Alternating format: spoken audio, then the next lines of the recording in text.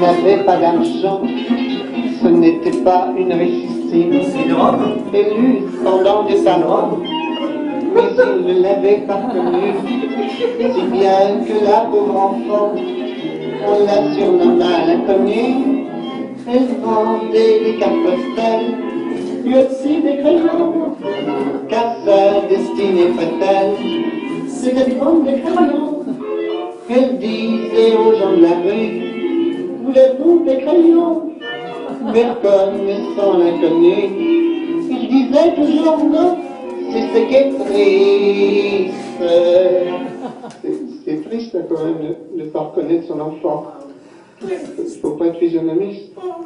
Il me semble que si j'avais un enfant, moi je le reconnaîtrais.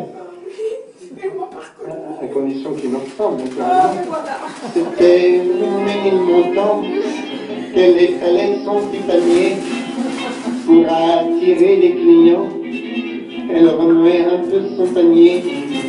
Mais un jour, un vagabond, près de son panier, lui a pris tous ses crayons. Alors elle s'est mise à crier. Voulez-vous des cartes postales?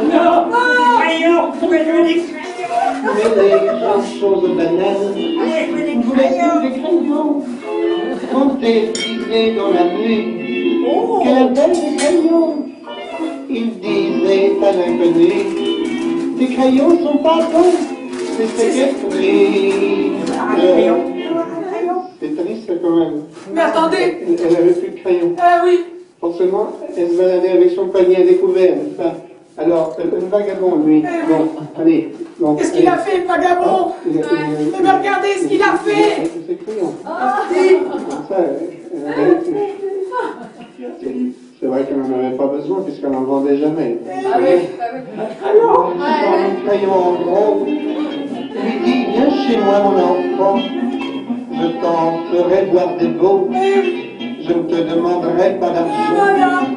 Ce fut un drôle de marché, car c'était un drôle de marchand, et elle l'a senti passer, car elle en a eu un enfant. C'est triste quand même d'abuser de l'inconnu comme ça. C'est vrai qu'elle était faible aussi, c'est pas parce qu'il disait qu'il était marchand de crayons en gros